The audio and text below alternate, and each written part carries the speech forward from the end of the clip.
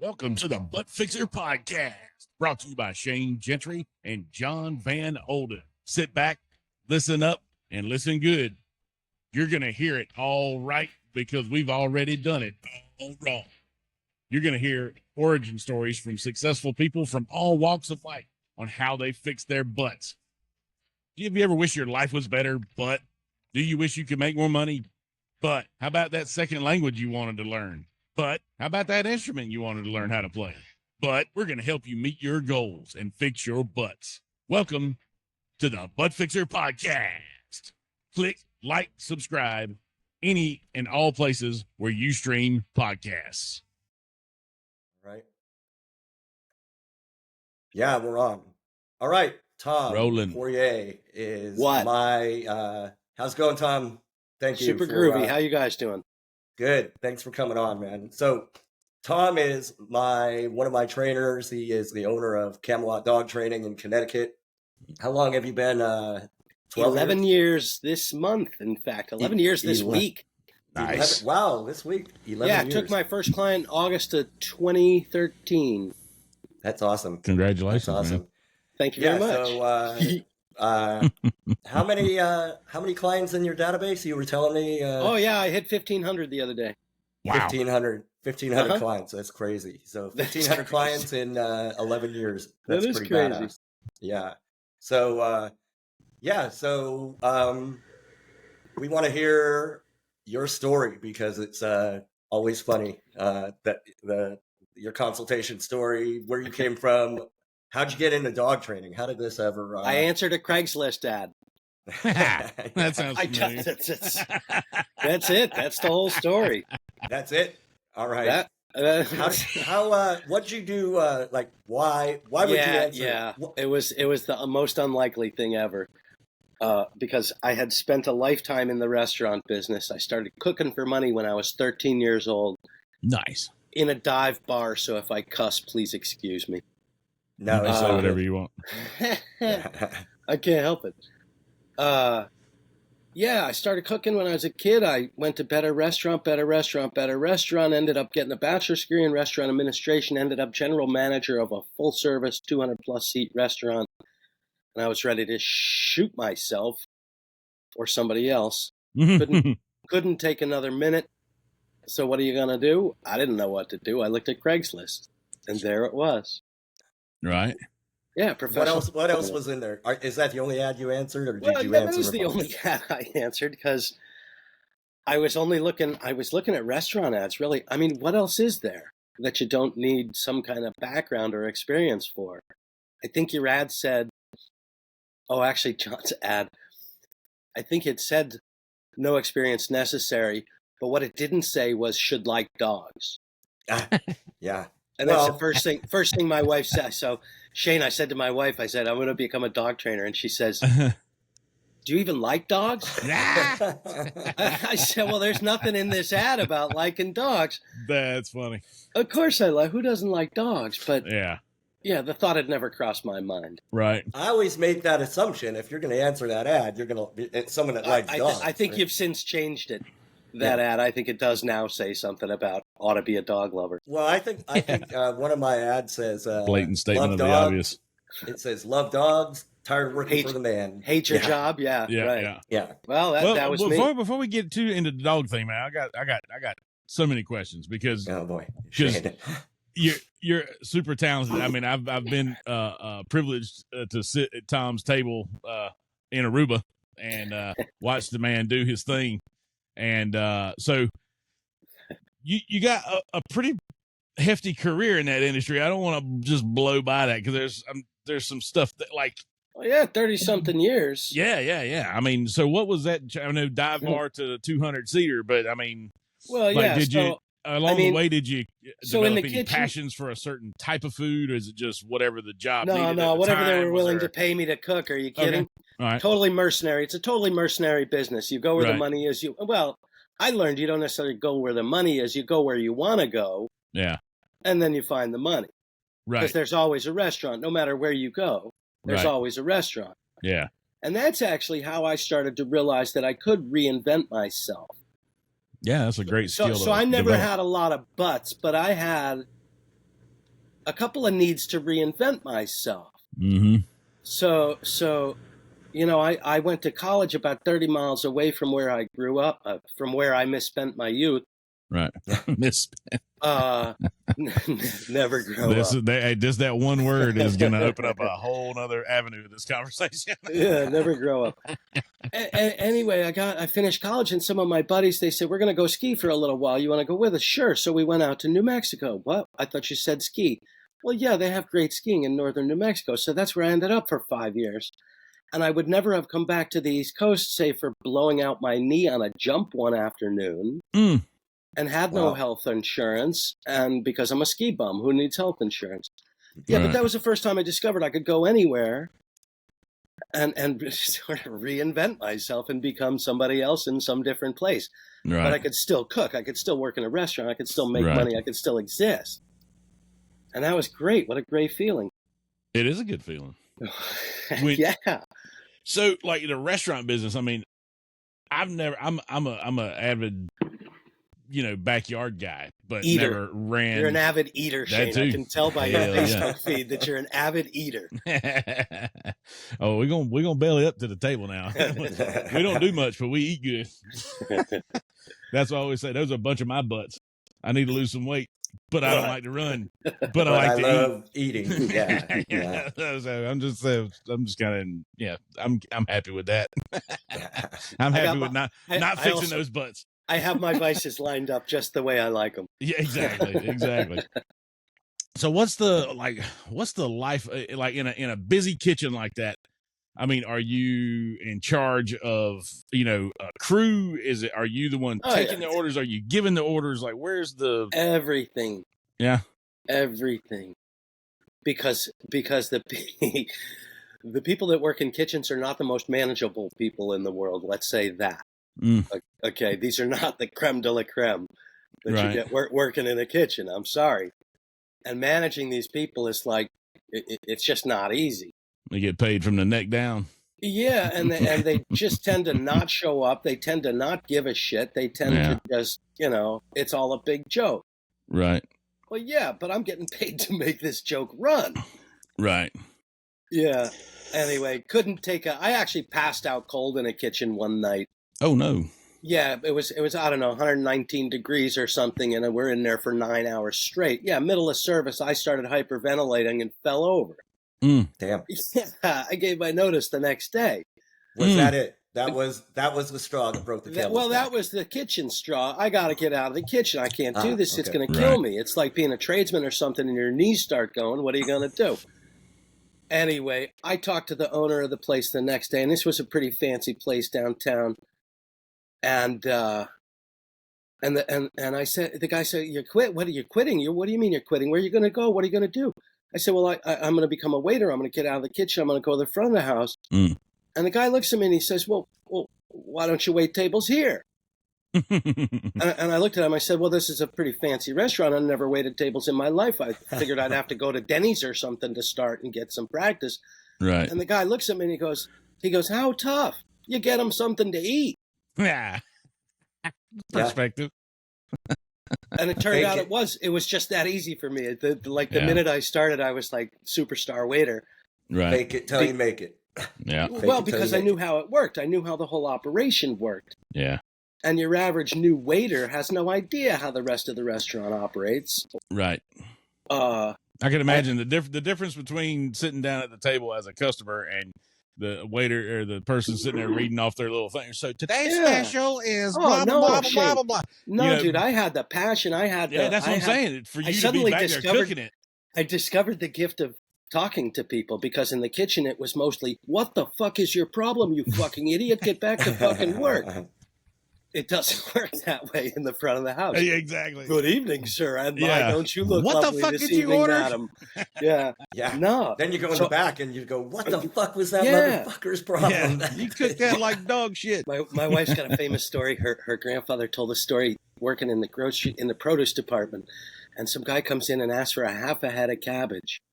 So he brings a head of cabbage into the back of the house. Can you believe it? Some asshole out here wants a half a head of cabbage. And it turns out the guy's right over his shoulder. He looks over his shoulder, sees the guy, and he goes, and this fine gentleman would like the other half. Nah. That's awesome. Anyway, I get to the front of the house in the restaurant and I start doing great. Yeah. And of course, as soon as you do good at something in a restaurant, they start making you management, which means, of course, more responsibility for the same or less money, way Right. more hours. Mm. Yeah. Got tired of that after a long time. Like I said, I just couldn't take another day. Yeah. What are you going to do? You look at Craigslist. Yeah. I don't know what else to do. Yeah, but those are all amazing skills though that make you so good at what you do now. Though. I mean, like that's why I wanted to dig a little deeper there because like Reinventing everything, oneself. Yeah. and communicating. You know, you got to be able to, when you get up to the table. If you're especially when you move to wait staff. You know, if you go up there, smug mug, show arms crossed, I don't want to be here. You know, you're not getting that tip. But your smile, your personality, all of those things, your communication. Gets those, you get paid. You learn how to make a living with those skills. I took a job. I helped a guy open a place, a tapas bar. Topless bar? No. TAPAS. First Spanish tapas bar in this area that anybody had ever heard of. Nobody knew what a tapas bar was. Anyway, this guy hired me because he knew I had cooking experience and he needed somebody who could cook to run the tapas bar, to be behind the tapas bar. And that was the whole theme of the place. Anyway, my mother showed up on the opening weekend or something, and she's watching me work. And she pulls me aside and she goes, "Who the hell are you?" she didn't recognize me. Right. I was actually smiling and friendly and being nice to people, which was not common in our family. Yeah. So learned. So when you had a couple, you have 2 kids, right? So you had a couple kids, which was the next reinvention. Yeah. Yeah. So I'm responsible for somebody else's life. I know the story. I mean, you came to Delaware to train, and we got to know each other pretty well. Yeah. The funny thing, Shane, is Tom, you trained with Dawn, and you trained with Donna. Is Dawn still in the business? Yeah, she is. Indianapolis, she is. Yeah, right. And we sat there and we discovered that we were all born within that's right. 3 or 4 months of each other. Yeah, John, me, and Donna. Yeah. And they're all these guys are all like family people, married, and it's like, wow, we're gonna go learn how to be dog trainers, and we got it. The weather is nice, and we got a pool, and I felt like a high school teacher with these guys, like watching the clock. I'd say, well, I think that's about, and I couldn't that's get a wrap, and we were in the fridge already by the time he said cooking. That. I had prime rib. Like bought a huge prime rib for dinner for Christmas or something, and that thing was in the freezer. And that's right. I found that thing in the freezer. Yeah. So they within we reverted. We spent a month reverting back to our youths, our misspent. It was funny. There's the misspent youth again. If we knocked off at 4:05, Tom's behind the grill and everybody else is in the pool drinking beer. So just the idea that my wife would put up with me disappearing for a month to hang out at some pond house in back-ass Delaware, learning to be a dog trainer. Anybody else would have said, "You're out of your mind. Get back to work." Yeah. I got a lot of that when I started mine too. Well, but she did. I didn't get any of it, and I was. I can't say I was surprised because that's my wife. But was I ask you this all the time because we've talked about it before, but she was surprised, I think, at how well it's going and how well you're doing at it. Yeah. It's hard for either one of us to believe at this point still. After 11 years. I think my mother-in-law is the only one who insists that I'm still going to end up working back in a restaurant at some point. Yeah. That's typical.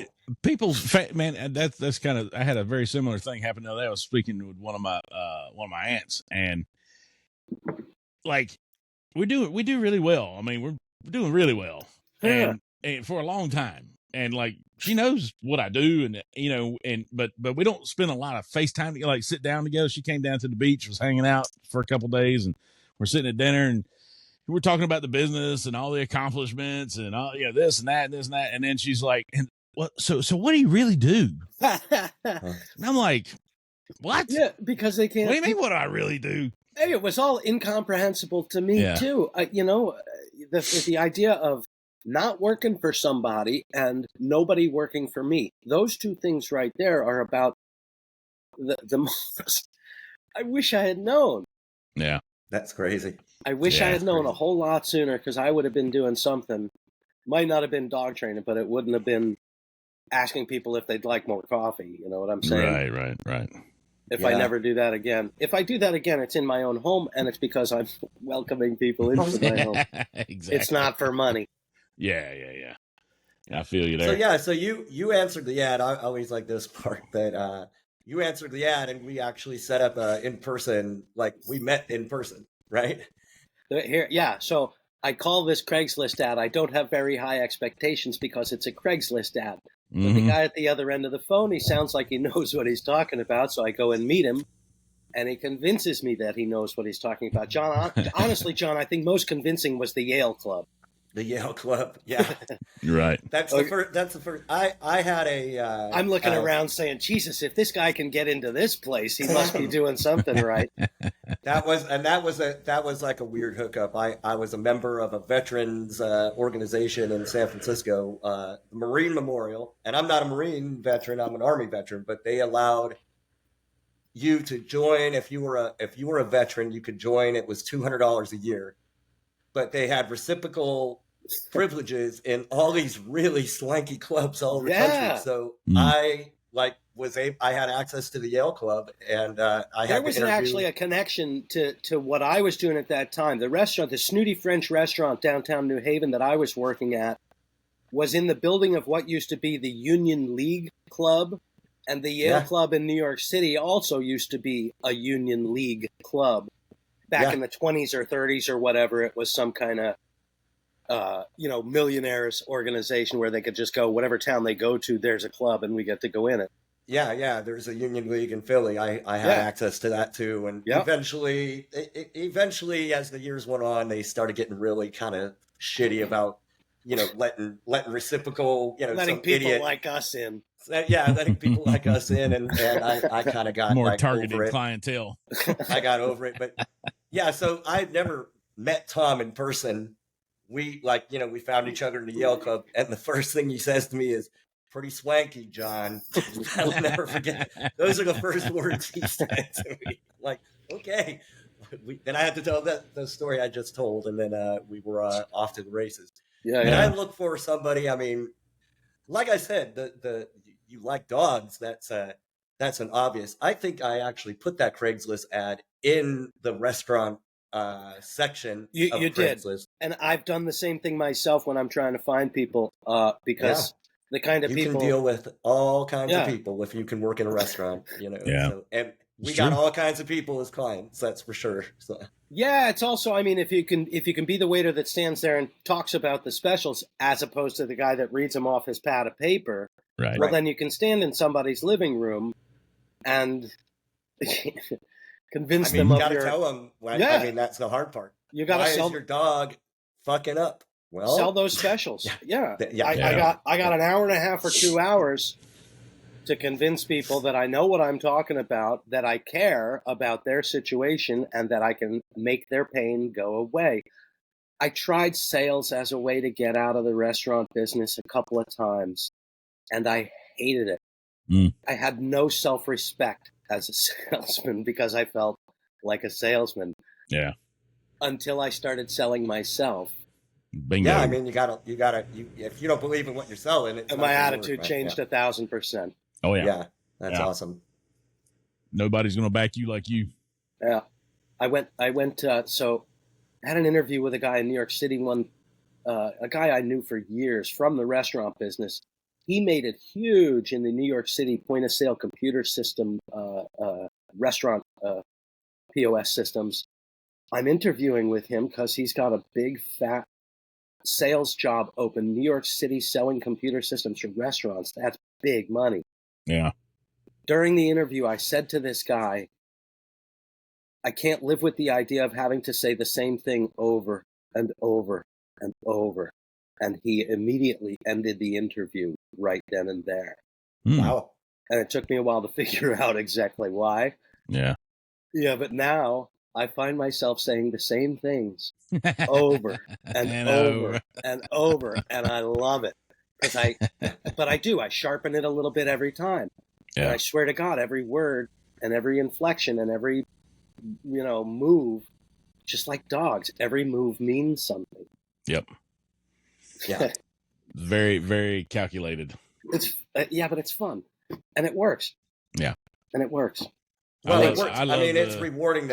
I love helping people. I mean, Yeah. the dogs. Of course, I love helping the dogs. But Yeah, the but you dogs got to are- get by the people first. You gotta got to get by convince the people.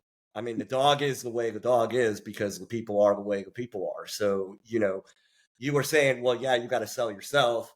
You got to convince them that you can help them. And then do it. But you also have to convince them that, you're not waving a magic wand. They got to help themselves. I mean, Yeah. to me, when I interview trainers, and I'm in the middle of it now, I tell them, we sell it. It's sold. People know how much it costs. When we send you in, it's basically sold. You have to go in there and you need to demonstrate knowledge. You need to let them know you know what you're doing. But then the sales part of it to me is you have to sell them on the idea that they are the ones that have to do the work, not you. Really important. Really important. Prior trainer, almost, a lot of my clients have had prior trainers. Yeah. Well, what am I going to teach you that they didn't teach you? Or how am I going to motivate you in a way they didn't motivate you? I sometimes use your analogy, John. I'm like a personal trainer. You tell me you want to lose 40 pounds, I'll believe you. Right. But once I teach you how to do it, if you decide not to do it, not my problem. Right. That's true.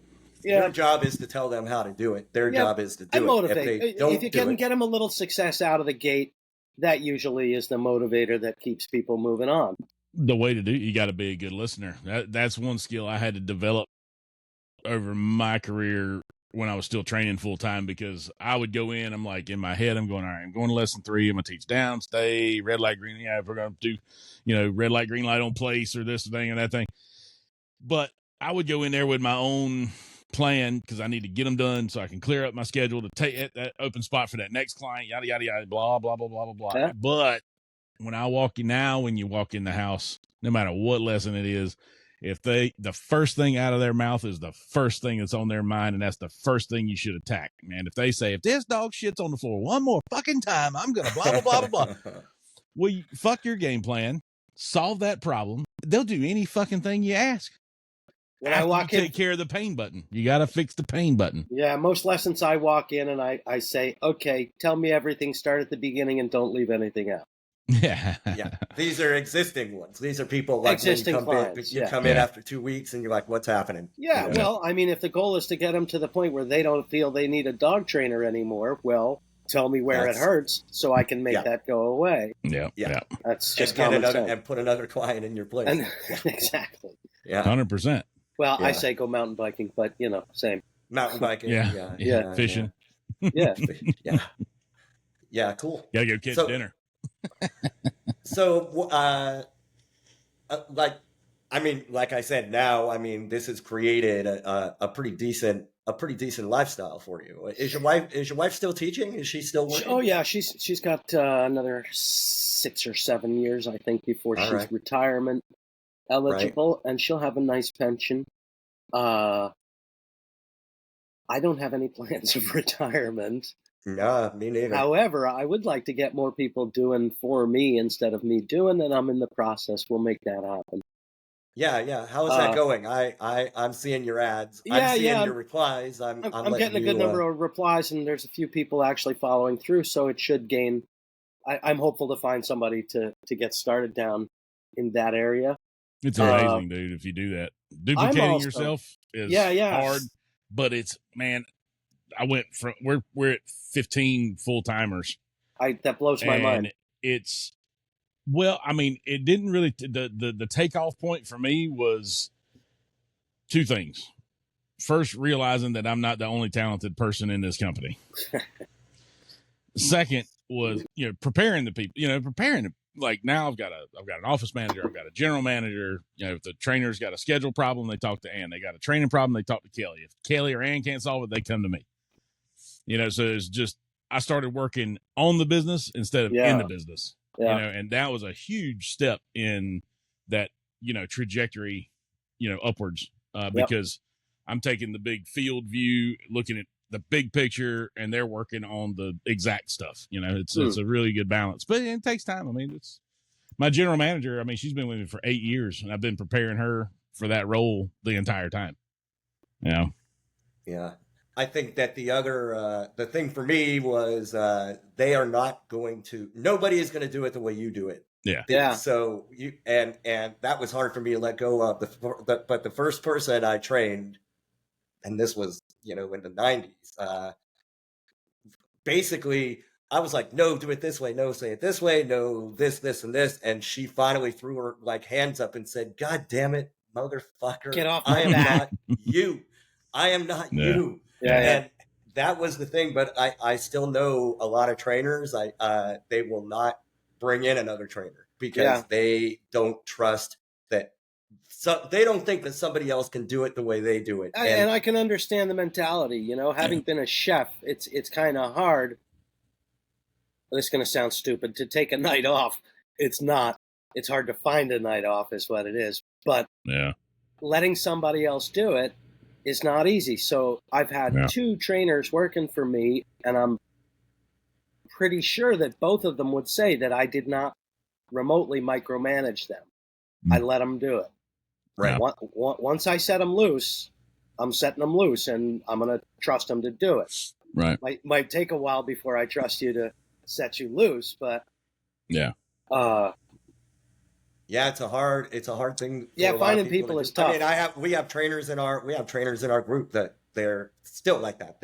They don't want to hire a trainer. They would rather just do it themselves. And we both know there's a million things go on when you do bring somebody else in, but it is the natural progression. I mean, one person on a bad day can undo your entire career of perfecting. So, I mean, it's so and especially at the beginning, it's a sheet of paper between growing and crashing. Yeah.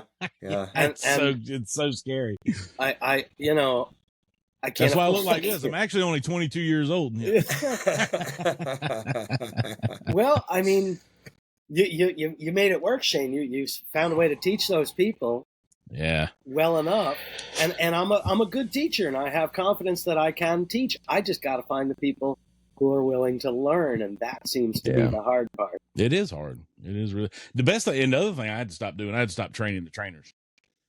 I was I'm too old school. I'm like, oh, you like dogs? You know some shit? Show me some stuff on the leash. All right, answer a couple of questions, shake hands. All right, let's go. Yeah.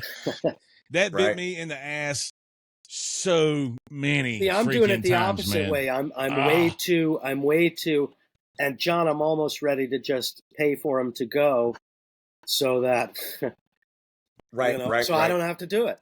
Yeah. Well, Kelly does all my general manager. Kelly does all my training now. She's if I can work so it out much with better at it than I am. Somebody else to do that training, I'm willing to consider it because it may just be more efficient. Yeah. Well, even for me, I mean, we have Beth in DC doing most of our training, and she's 10 times the dog. I mean, she'll be on amazing. One of these days, and she's like, she's half dog. She calls herself half dog. She calls herself amazing. She's a high drive dog. I mean, her dog knowledge, her what she chooses to focus on, what she teaches them. I mean, the last time I took a client, it's been 7-8 years. I can do it. I like it. A few clients, not like all. Yeah, but Beth is in the trenches every day. She's got three. She's got anywhere from 3 to 5 or 6 people working for her at any given time, and they all do a great job. She takes it real serious. So she is a great person for me to turn the training over to. Washington D.C. is an hour away from me, so I Right. always make it up. You know, I still see them, I still work with them on their consultations, Yeah. and that kind of thing. But Beth is an amazing. When I look at the amazing time trainer. and effort involved in training somebody, it could. I just got to look at the economics of it, because it very well may be more cost effective for me to send somebody off to be trained, and that way I can also know that they're getting trained professionally. Because frankly, I'm a good teacher, but my protocol has evolved over 11 years. Yeah. And I think I'd rather have somebody trained more technically, correctly. I don't know how to put it, but are you still when you walk into a client, I remember this some years back when we all got together, and I said, I want to hear your pitch. I want to hear your consultation. I want to hear what you say to people. And Shane Tom would say, he'd always say, I answered a Craigslist ad. And then I think it would end with, if I can do it, you can do it. Look, if I can do it, you can do it. Yeah. And in the end, they have to do it as good as you can do it, or it's not going to work. Yeah. If I as the chef in this restaurant am ever going to get a night off, you got to be able to make this soup as well as I can make this soup. I got restaurant analogies that I'll use all day long. John, you're responsible. You're the guy that wrote the recipe book. It's a simple recipe. It's only got 4 recipes in it. Right. But I got to teach you how to make these recipes. Right. Yeah. Exactly. Yeah. Exactly. I'll use it all day, that restaurant analogy. So how many clients are you rotating in your schedule? Anywhere from 40 to 60 at any given time. Yeah. 40 to 60. I'm a good waiter. I'm a good waiter, though. Nobody's waiting too long for their drinks. Trust me. Yeah. Yeah. And I know, I mean, again, my perspective is I'm working with all 30 plus of you guys. And first of all, you know, people say, well, what's your success rate? I say our success rate, we're only as good as our clients, but it is under, that's a good way to put it. But it's under 1% that we have somebody who is just like unhappy, blah, blah, blah. But Tom is probably the number one trainer I have who will start with a client and partway through just say, I don't think this isn't working out, right? Like rather than have them fail. Yeah. Or blame you for failing. I'm not going to let anybody blame me they don't for their failures. And I would rather preempt the whole thing and say, you know what, I'm going to give you half your money back and I'm never coming back here. Yeah. Because I'd rather do that than get into beef. I've been in business for 11 years and nobody has trashed me online. I got nothing but good reviews online. Right. It's amazing. And I'm not going to let you be the first to trash me. And I say that to people every single consult. Yeah. Right. My goal for you is you not needing a dog trainer anymore. And for you to not trash me online. I can't afford it. Welcome to the new world. That's the new world, and I can't afford it. But if I was a restaurant in business for 11 years with nothing but 5-star reviews, there'd be a line around the block every single night. Right. Oh, and well, it does in fact take 2 or 3 weeks to get a consultation with me, so I guess there is a line for that. Yeah. And 40 to 60 at any given time, right? And thank God I write my own schedule. That's right. That's right. So like Shane, we were talking like wanting to hear some like without getting into too many details, you never know, you may put this up on your website or on wherever, so without naming names, maybe there's got to be, I mean, for me, I did it for 30 years, 25 years. And, so if I was at your rate, which I probably was, that's 3,000 or 4,000 clients. 4,000 clients, you got some stories, especially when you see walk some in the stuff. house. You're going into people's homes, you see some stuff. Yeah. I was at are we comparing stories now for this section? Because I'm in for this. Man. Yeah. It's just we'll let the listeners decide who's got the crazy. There's been places that I've showed up and I've turned around and walked away. I'm not even knocking at the door. Yeah. Yeah. I'm just going to go. Yeah. Mhm. Yeah. I mean, they're few and far between. I'm in a pretty nice part of the country, and more often than not, I'm going into a house that's, 8 times what I could ever afford. And I have a pretty nice house. Mhm. I got a life that I never thought I'd have. Yeah. And Ditto. honestly, it's got a lot to do with reinventing myself as a dog trainer with John's help. I mean, That's awesome. the whole idea never would have occurred to me. But I mean, I'm about to become an empty nester. I'm going to have to reinvent myself again. It's the best shit ever, dude. July of last year, or this past, a year ago. Yeah, we've been empty nesters for a year now, and it is. Okay, bye. Oh yeah. Don't let the door hit you where the good Lord split you. You know what I mean? Every one of them that turned 18 got a fucking suitcase for their fucking birthday present. Happy birthday to you. Here's a suitcase for you. So I'm reinventing myself as an athlete. Oh. I've done 2. Last summer I did my first sprint triathlon, which is a swim, bike, run. I did another sprint triathlon this spring, and in September I'm going to do Olympic triathlon. Damn, I hear you.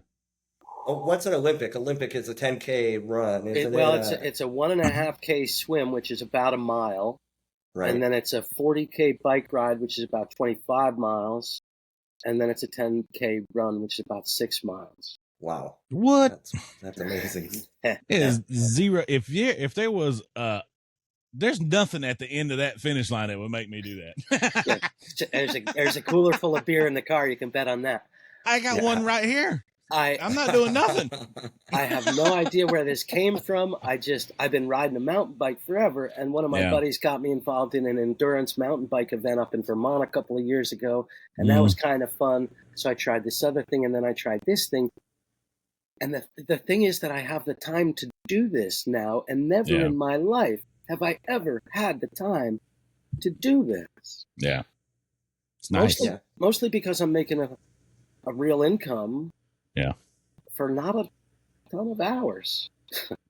Mm-hmm. Well, yeah. And you pile the hours on. And I put them where I want them, and I can create the time to do this stuff. What's your it's crazy? Like how many hours a week are you training? It's probably 6 to 8. 6 to 8 hours of training for the triathlon. Yeah, per week. Yeah. Yeah. And that's coming up in. I think I got 6 weeks to go. Yeah. Before the race, Saturday the 14th. So I'm laying it on as thick and heavy as I can right now. Yeah, it's fun. I ran. I was a runner, and when I hit 40, I told myself when I get to 40, you're running in the Masters. You're competing in the Masters category, and a lot of my friends that I ran with in my 20s, their knees were shot and everything else, and I was like, I think I can get back in shape and be competitive in the marathon. And I was my ex looked at me and said, marathons? She goes, you'll never run a marathon. You can never run a marathon. It's good to have supportive people around you, isn't it? Yeah. That is one sure way to get me to do something, is when you tell me I can't do it. I ran 4 in 1 year. There you go. But then after I did the 4, I'll show you. After I did the 4, I was that was I'm over it, because the time it takes to train for a marathon. I mean, you're talking a 3-hour run once a week. That's just one run a week. It was major hours, and when you go on a long run, for me, I'd be, shot a for big a couple long hours run, after and then you're shot for the day. You don't want to do shit. So. I started this business so I didn't have to sweat anymore. I'm allergic to. If I go outside and I get that one little bead, right? If I can go like that and it's wet, I go back inside. Working too hard. Yeah, it's way too much. That's too much. I don't mean to sound lazy. I mean, the other thing this has afforded me the opportunity to do is to have a home that I actually, do stuff in, actually keeping it up and maintaining the money pit Shane, And you you're went, home. you did it right, Shane. You went tiny home.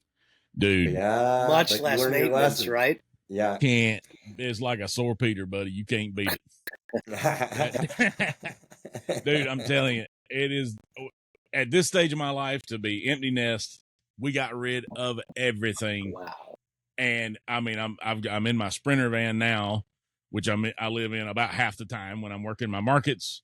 I quit going to hotels. Me and my dog, we jump in the truck. We go to run all, do all the important shit, See, that's the way I lived when I was 23 Mm-hmm. in a VW microbus, me and my dog.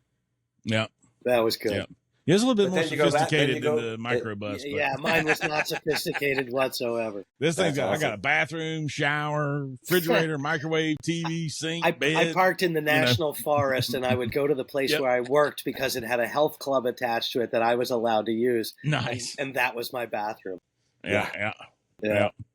But yeah, that's lifestyle.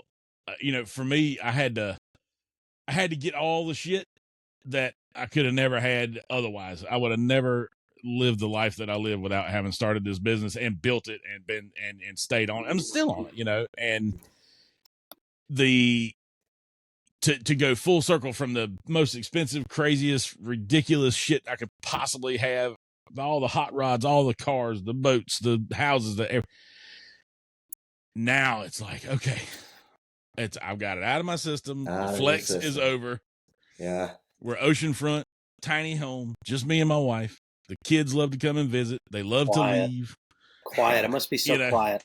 Yeah, it's amazing, dude. Yeah, it's I grew up on the shore. Yeah. And to this day, I think I'd still rather be in the mountains. When I retire, I'm going to be at the top of a mountain somewhere, and nobody going to be able to find me. Yeah. Don't retire.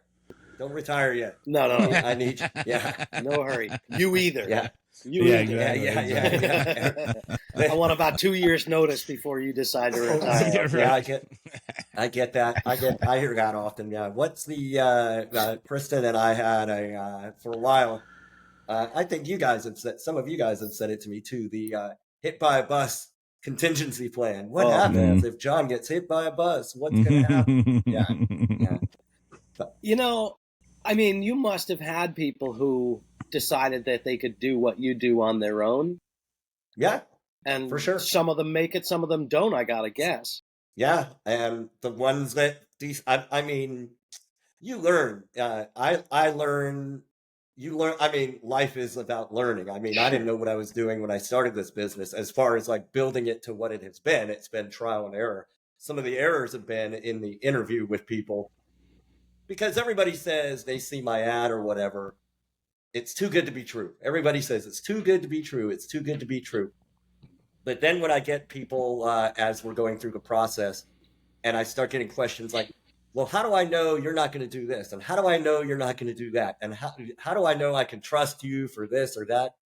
My experience is run away. That's the biggest red flag, because those are the ones that turn out that I can't trust. And so I've had a couple, not luckily, just a few bad experiences there. I've had a handful of people though that think, yeah, we want to do it for ourselves. It's too much. You're ceding too much control. Maybe this is for somebody that they don't want to micromanage every little aspect of this thing. Yeah, and they see the benefit of having that backbone behind them, the structure behind them. Right. So that they can just go ahead and do. The people that leave, I wish them the best, even if they're, quote unquote, our competitors. There's plenty of business out there for good people. I prefer. One of the ways what you're talking about I worked in POS. I was talking about computer systems for restaurants. The guy that hired me into that, he said to me, I can teach computers to restaurant guys, but I can't teach restaurants to computer guys. So he would hire out of the restaurant business. I can't tell you how many owners I helped catch people stealing from them. Wow. Okay. Yeah. Because I had so much experience in the business, I knew how it was done. Not that I ever did it, but it was apparent to everybody how you could rip off your employer. So when I got in a position to help people to catch them, I knew exactly, who you're going to hire to catch a thief. Well, you hire the guy who knows how the thieves work. You get a sense about people, though, about, as John's saying, the questions that they ask will give you a good picture into the way that they're thinking. Mm-hmm. And if they're thinking in that, on the one hand, I want to congratulate them for being resourceful. On the other hand, I'm not going to call them back. Yeah. Well, it's like that when you take a client. I mean, when you start with a new client, because Tom, I mean, you have a number of people when you walk into the home and you do your thing and you get the feedback from them and you say, well, here's how it's going to work. There are people that you walk away from. You can't help them because they're not going to help themselves. Right? Yeah. If they're not going to help themselves, you already know going in. Yeah, it's not very frequent. Most people are going to say, yeah, I'm going to do it. I'm going to do it. I cover myself by saying, great, but if you don't. The other thing that I'm convinced of, talk about giving it away, right? You're talking about in an interview for somebody to come and work with us. But when I'm talking to clients during a consultation, I'm convinced that a good number of the people who don't retain me are not retaining me because they've gotten enough information. They think they've gotten enough information from me during the consultation to just go ahead and do it themselves. And I'm sure some of them will actually succeed with that because I do give up enough during a consultation that if you can put 1, 2, and 3 together. Yeah. Well, that's why we charge for the consult if they don't, like you guys do, if they don't sign up, we charge them $275 for the consult. And they ask, they say, well, why in the world is it that much? I'm like, because we're not coming in there to sell you dog training. Yeah. We're coming in there to go to work. Teach you. Yeah. Well, John just saw my ears perk up underneath the headphones here. Wait, I saw that. Yeah. I said, we'll talk. We'll talk. That's how I told him. I said, if you don't sign up at the end of the consultation, you've still gotten an education and you're going to pay for it. And nothing free. Yeah. Yeah. $100 barely gets me out of bed, Yeah. It's something that they have skin in the game, and because if you go in for free, that weeds out a lot of. Yeah, and then we waive. Of course, if they sign up for training, then they don't. It's not the training fee and that, Sure. But it's going to cover the trainer's time. It's going to cover. I'm going to make a little bit. They're going to make a little bit. Honestly, that's the first time it ever occurred to me, Shane, that should be getting a little more for my consultation. Shoot, yeah, I might even raise it up some more. Yeah. I've never dropped my prices. Anyway, we'll talk about that.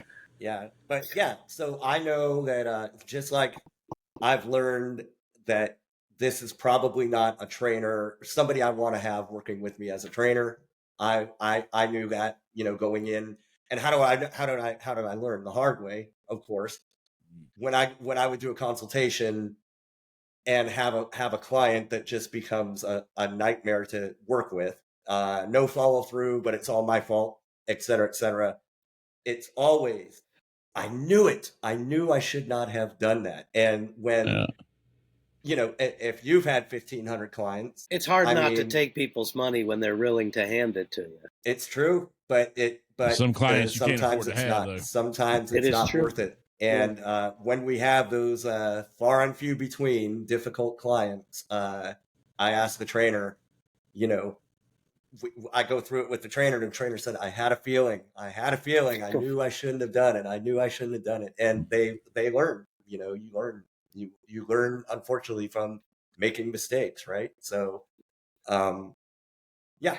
you like when you walk in, when you walk into a home, I mean, I know one thing is, how long does it take you to find out where the problem is?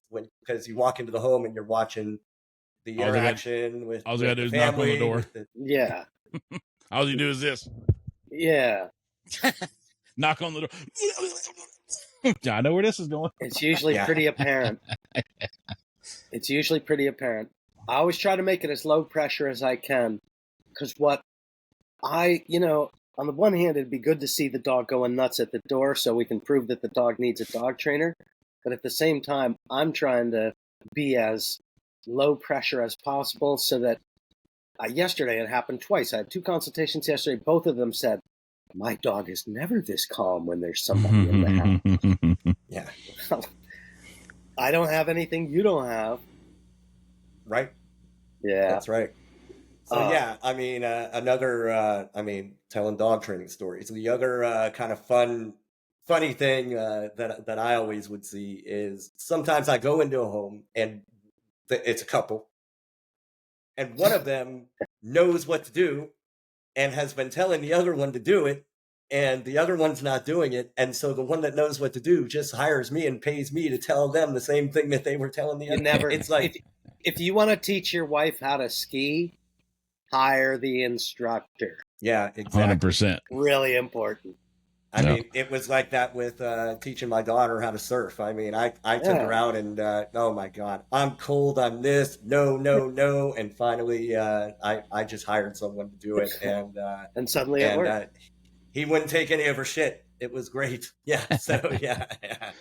I tell you, one of the things, before we get too far off of it with the stories, man, one of the things that I loved when I was training full time, I never, ever took notes on what I was going into.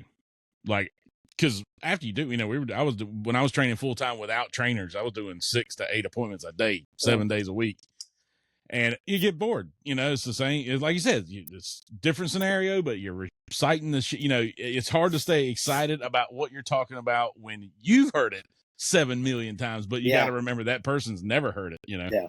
So it's still new to them. But I would purposely take the call, make the appointment in my schedule, and put no notes. I didn't know if I was going into a 8-week-old puppy or Cujo. But that's why I said when I knock on the door, then my brain engages. As soon as I hear the interaction between the client and the dog, if they're yelling, stop this, stop, and the dog's freaking out or they're squealing because they're, smacking it around trying to get it to stop embarrassing them or what, it's all that stuff. From the second that I knock on the door, I'm engaged, because now I don't know what's on the other side of that door. And I got to figure it out on the fly. And my trainers, again, one of the things that I didn't do very well that other people do better. Now the trainers get a freaking dissertation on what's going on with the client, their history, their everything. So they have but me personally, like when I was training my trainers in the early days, I would very much not do any of that. I would just knock on the door and go. And they'd be like, wait a minute, we don't know what are we doing? Like, you stay behind me, you'll be fine. I mean, Tom has a style. It's different than me. And again, I've learned that like you don't have to do it exactly the way I do it, as long as you get the job done. Never a bad review, right? All these years. Tom doesn't. Last time I talked to Tom about this, my other trainers will hear this. He doesn't do a contract with anybody. Of course I do. You do now. It's a verbal contract. Yeah, you shake their hand. Not a written and you contract. Say, right. You don't have a written contract? Here's my contract, Shane. I'm going to be your dog trainer till you don't need a dog trainer anymore, provided that you fulfill your obligation to implement the program that I'm teaching you. I do put that in writing in an email with my name at the bottom of it, but nobody's signing anything, but my name is at the bottom. If you needed to print that email and show it to the judge, there's the contract. Right. Which never happens. That hasn't happened. It's never happened. Yeah. I said that to a lady. I said that to you could print that and show it to the judge, and the lady says to me, I am a judge. That's awesome. Okay, great. Yeah. I guess we'll make sure this one goes right. Yeah. You get a couple of extra sessions. All right. So we go ahead. Sorry. It just, if you got the confidence in the things that I just explained to you and you believe that I can help you, go get your checkbook. Yeah. I get it. That's how it goes. I mean, my number one thing is, I have the deal breakers. Here are the things that you're going to have to do that might be uncomfortable, whatever. Here's the things that suck about training a dog. I've been in people's homes and I've said, I can help you. We will be successful, but I'm glad I'm not you. Yeah, it's going to suck for you. I'm glad I don't have to do it. Yeah. I get to leave. Yeah, but you didn't go out and get 3 sibling dogs, so it's not your problem. The way I put it is, I'm going to be quiet about this because the kids are upstairs. I was not really in favor of becoming a father, but I got talked into it. Okay. And I realized that you can't just let the toddlers fly and be free. You got to be in control of these little creatures that you brought into your life. Right. Yeah, for sure. That's hilarious. All And right, when so you walk into a home, and the kids are not, and the kids are running free, Yeah. you know, Well- you gotta, yeah. How many times have you heard? Does it work on kids? Can you You do? got an does- extra I always leash. tell them kids- I always tell them we smack the kids in the back of the head and positive reinforcement for the dogs. That's good. I'm kidding, Yeah. of course. That's good. So so we got away from the, let's do one crazy client story, not 10 of them. Like, I know what my number one is. Every time I get asked this question, it's always the same story. But what do you got, Tom? What one Oh, man. craziest scenario you ever were in, whether dog or owner or both? Let's see. The first thing pops to mind was just like 2 weeks ago, I walked into a home. This place looked like a palace, and it's right on the water. It's got to be a $3 million home. Mm. And as I got closer, walking up the front walk to the front door, I started seeing just crap laying around. And when I got in the house, it looked like a hoarder's house. And this house has got to be like 3,000 square feet, full of crap. Oh no! Wow. I was concerned about rats and water rats running. Yeah, Yeah, they were kind of freaky, and they did not end up booking me. But right. it was interesting. Yeah. I've seen a the one few you of walk those. away from and go, okay. Yeah. Yeah. I had a hoarder. Somebody when needs help. it was the middle of winter, and I was like, let's go outside and go for a walk. Just to get out of here. Yeah, I couldn't Yeah. stand. I mean, the ammonia, you could smell it outside. You know, Yeah. Well, yeah, dogs it was the peeing same. and The dog pooping in it, pee. Yeah, and it was apparent that Yeah, their dogs it's were bad. pooing all over the place. Yeah. Yeah. Ooh. All right, John, what do you got? Crazy story. Oh man. Well, I mean, I've had them where the owners it's a husband and wife, and they start. You're sitting there. You say, okay, well, this is this, and this is what we're going to do, and then they start going. I've had them go at each other where I was like, I don't know. Someone's going to start hitting. Yeah, like what do I do? I don't know if I need to call the cops, get out of here. Like I don't know what's going on, man. And Blink like, if you need me to call 911.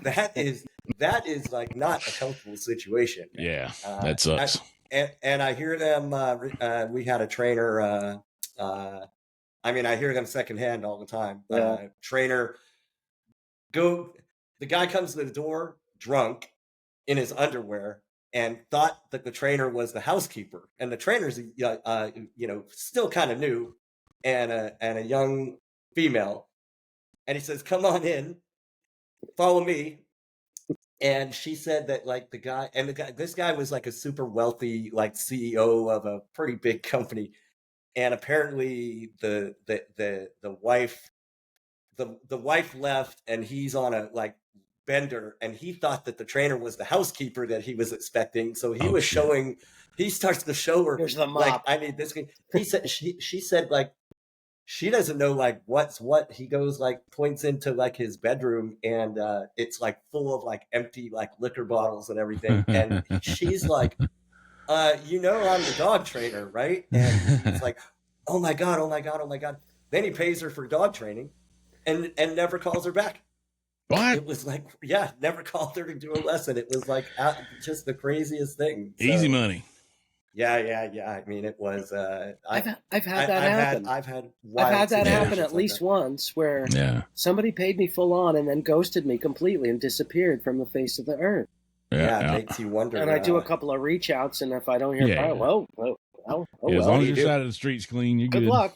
Yeah, keep your side of the street clean. That's what I tell everybody I like all the it. time. I like that. Yeah. Yeah, I had this old lady, and I'm going to emphasize old. All right, we talking about probably owes Moses $5. All right, and the nightgown that she had on when she answered the door was of equal age. It had reached the point of transparency. Okay. Let's just say things are not always as they seem. And so, of course, I go in. There's pee and poo everywhere. It's one of the worst situations I've ever seen.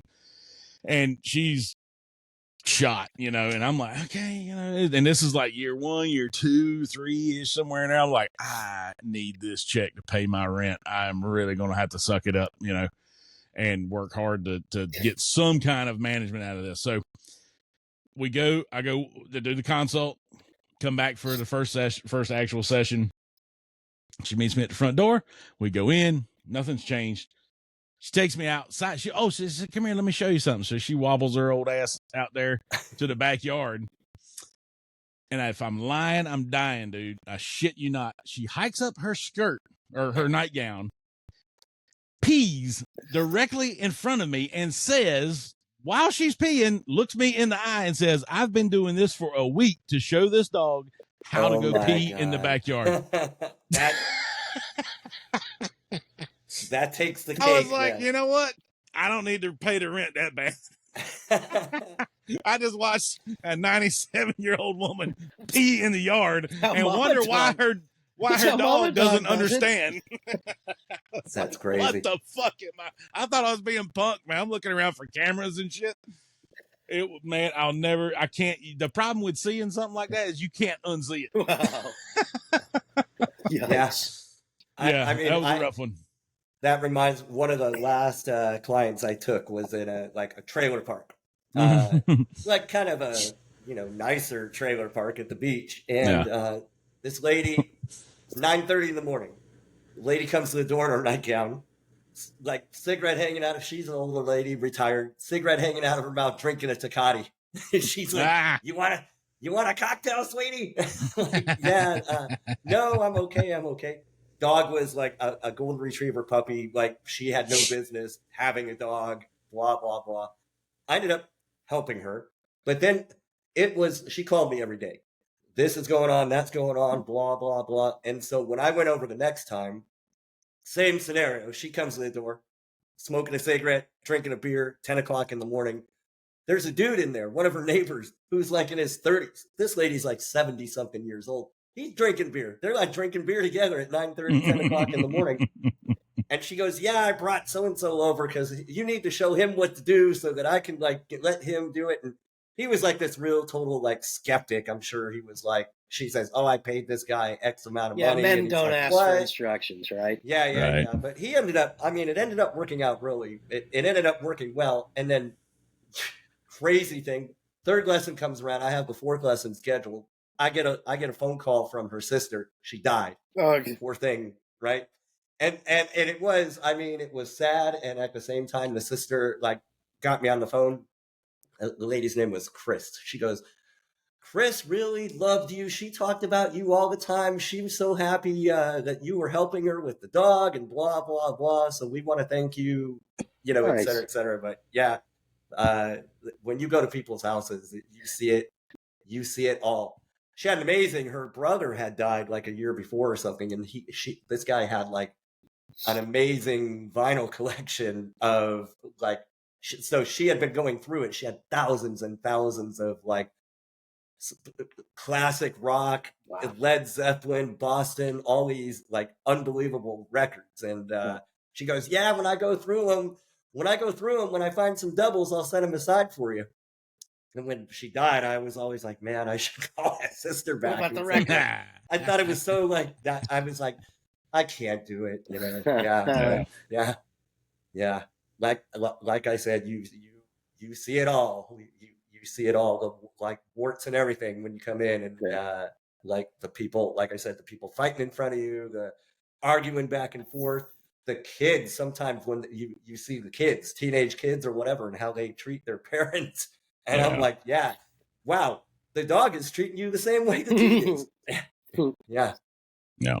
Good to help people. I get a real kick out of seeing, domestic tranquility.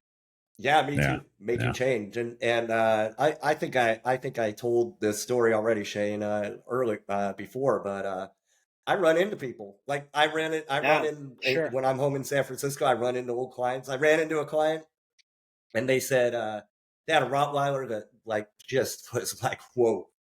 I was scared. And people say, are you afraid of dogs? I'm like, I respect them quite a bit. I know what they can do. And I got this dog to where the guy was a lawyer. They're both lawyers, two guys. And they could have the dog in the office. Clients could come in. The dog was chill, et cetera, et cetera. But their follow through was not great. And they stopped. After 3 times, they were like, "We'll call you when we need you." And so a few years later, I run into them, and I run into one of the guys. I say, I remember the dog's name.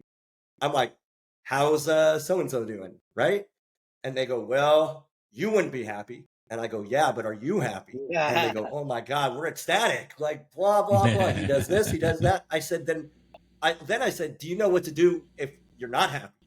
And they said, "Yes, we do. We know exactly what to do. We're good to go now." And I said, "Well, then I've done my job, right? Yeah. I've given you, not only have I shown you how to correct the situation, I've given you the tools to maintain it if you choose to do it. Yeah. If you don't do it, that's not my problem." It's fulfilling for sure. Yeah, at the same time as like as it's fun, at the same time as it's always something different. I remember, work is work. And I remember, it's so hard to call this work though. I know. Well, it's definitely hard to call it work when you're doing it. But you know, what would you, so there are days when, you want to go out on a nice long bike ride, or do you want to sit in your underwear and watch ESPN on the couch, or do you want to put your pants on and go see these clients? Deal with somebody's and puppy. I drag myself out every now and then. But when I'm doing it, I'm continuously pinching myself. I'm like, I can't believe I earn a living doing this. It's crazy. Yeah. And the time with them goes so fast, and it's great. I really like it. And you're like their hero. Every time you walk in the house, you hear. That's why dog trainers, as an overall group, can be some egotistical, self-centered people, because you spend all day long having people tell you how great you are. You actually, some of them actually believe it. Don't believe your own hype. John, one of the lines you gave me that I still repeat all the time is the only thing you're ever going to get 2 dog trainers to agree on is that the third dog trainer is doing it wrong. That's right.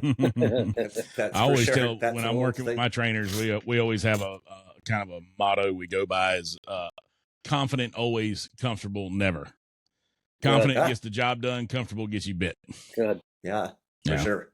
Yeah. As soon as you get comfortable, you're shot. You're gonna get it. You'll pay for that one. We've all been bit, and when that happens, it's usually your fault. I got bit one time in my entire career since 2009. Is that right? Only once. 100%. 100% my fault. Yeah. It was damn Friday, last client. I was still training full time at this time, so I'm like 60 hours in. It's 7 o'clock on a Friday night. I'm just thinking steak, beer, steak, beer, steak, beer, steak. And I was there because the dog bit somebody. And so we're walking it around the yard. She hands me the leash. She says, "Hey, do you want to walk the dog back up to the house?" I was like, "Yeah, sure." All I hear is Charlie Brown's teacher. Unfortunately, thank God. I hope she didn't hear this if she ever remembered it.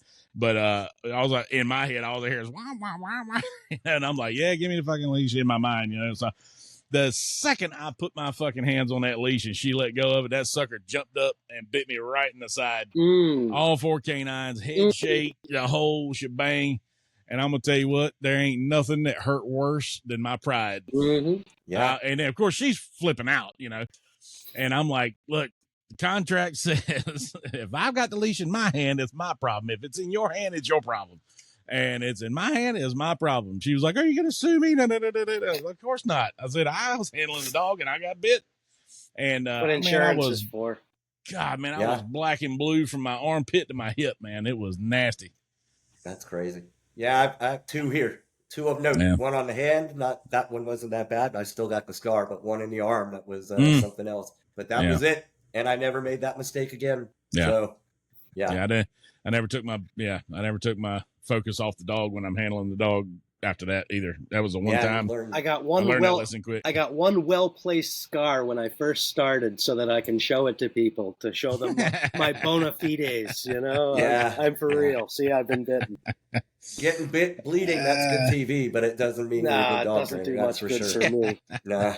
Although I'm very good at very good at first aid because I spent years in the kitchen fixing myself. That's right. Yeah, for sure. Well, give us a butt. Yeah. Give us a butt. Let's hear it's some the Butt Fixer Podcast, Tom. Let's get some wisdom of 11 years as a dog trainer, self-employed. What you got? 30 years in a restaurant kitchen. Yeah, 30 years. Yeah. You want to reinvent yourself. You want to be something else, but you're not doing it. How come? You be anything you want to be.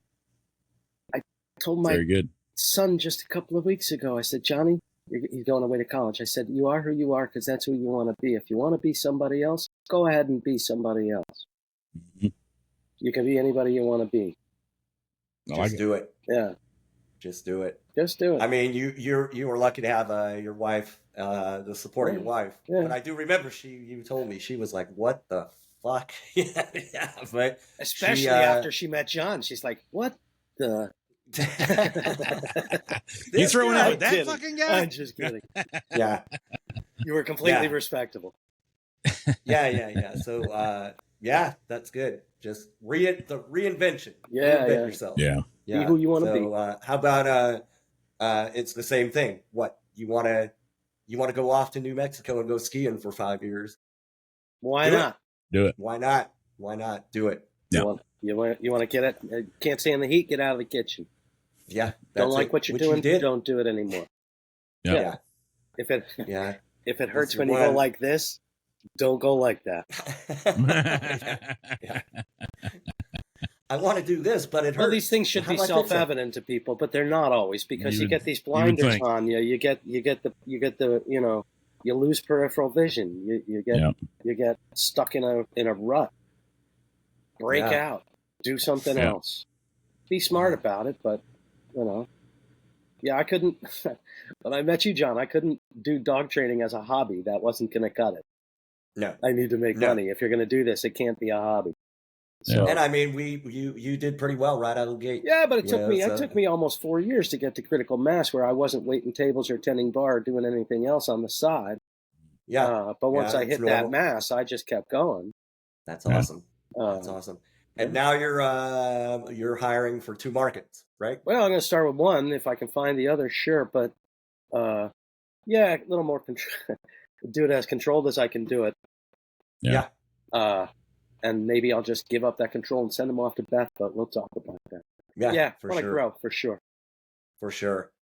Well, I think we're good. So I appreciate you coming on. Oh, yeah, it's good talking to you guys. Always good talking to you guys. And look forward to seeing you both in September, right? Yep. Kansas City. City, here I come. That's going to be great. Unfortunately, Beth has got too bad. Got a conflict with her national U.S. championship. So she took 3rd last year. So she's trying to improve on that. That's amazing. And there's some kind of conflict that half dog. That's what it takes. So she lives. That's a lot of drive to do that stuff, man. I mean, I'm just like, I just want Lemmy to like go lay down. Like, that's me. I just want to chill. Just go over there and hang out. Sit in my lap. We can hang out in my lap. 98% of the world. That's all they want. That's success. Beth is out there. Beth probably spends double the time. Excuse me, double the time training her dog than you train for triathlons. Yeah, I'm crazy. sure it's amazing. Crazy, but she loves it, and the dog loves it. So for her. So be it. So but otherwise we got a good agenda going on out there, and I think Shane and I were talking about doing at least one of these out there with everybody. A gang podcast. Yeah. Oh, that'd be exactly. Fun. Well, you guys have got a good thing going on here. I've listened to the episodes, and you got a good thing going on. I urge you to stick with it. Thank you. Awesome. And I thank you for having me. Yeah, thanks, Tom. So we'll be in touch, and we'll talk about that consultation. Right on. Yeah. All right. Hey, make sure you leave your computer open until you get a message that says that you're fully downloaded or uploaded, whatever it is. Got it. Oh yeah. Got it. That housekeeping. That's like going to be our sign off, huh? Yeah, I know, right? Make sure your computer stays on. Yeah, because I gotta get wrapped up here. We're going to shoot our 4th Twisted Tea commercial today, so we gotta get the dogs loaded up, head to Wilmington, get in front of the camera, got to go to a wardrobe and get fitted and all that kind of shit. Good for you. Yeah. If any Twisted Tea commercial you see on TV right now with a Frenchie in it, is my dog. Gotta pay. Yeah. No? Yeah. Not much. Shit. Really? But it looks good on my fucking website. Yeah. Okay, there you go. Yeah. Yeah, I want to get something out of it. You know? You got good for you. That's cool. Yeah. Well, he's on an NBC sitcom with The Rock. In a show called Young Rock. Nice. And we've done 3 Twisted Tea commercials and doing another one today. Oh, And Lemmy. tomorrow. Well, Lemmy's famous. today Not and Lemmy, tomorrow. Tiki, the Frenchie. Okay. The Frenchie Tiki, yeah. Nice. And you said, if nothing else, today makes a tuition payment, right? Yeah. It'll pay my daughter's tuition that's due. There you go. Yeah. So, But it's more fun just to be sitting on the couch watching TV at night and a commercial comes on and your fucking dog's on There's your TV. dog It's on wild. TV. It's fucking, we just Blow your look mind. at each other and go, how did that happen? We'll tell Too that funny. story one day. I'm gonna get my agent on for a podcast too. She's a trip. The dog she's- agent. She's got fucking tigers and Listen all to this kinds of guy, crazy my ass shit. agent. I'm like, that's like, you go in a cage with a tiger? Fuck that. Fuck that. That's awesome. Fuck That's that. You awesome. know that thing eats shit your size for dinner? Like that's its God said go kill things. And your Don't things. get in the cage. Don't get Yeah, in the apocalypse fucking now. cage. Never get off No, the fucking boat. I'm not Never even get gonna off pet the it fucking through boat. the fucking fence. Yeah. I'm not even gonna pet it through the fence. Yeah. That's awesome. Anyways, but yeah. All right. All right, Tom. yeah, so leave them up. Watch that thing to download, and Cool. we will be in touch, All right, man. boys. So thank you again. Cheers. Yep, we'll talk to you later. Later. Yep, bye. Thank you for listening to this edition of the Butt Fixer Podcast. Stay tuned for more guests, more stories, and more butt fixes. Make sure you click like, subscribe, and follow at all of the places where you stream podcasts.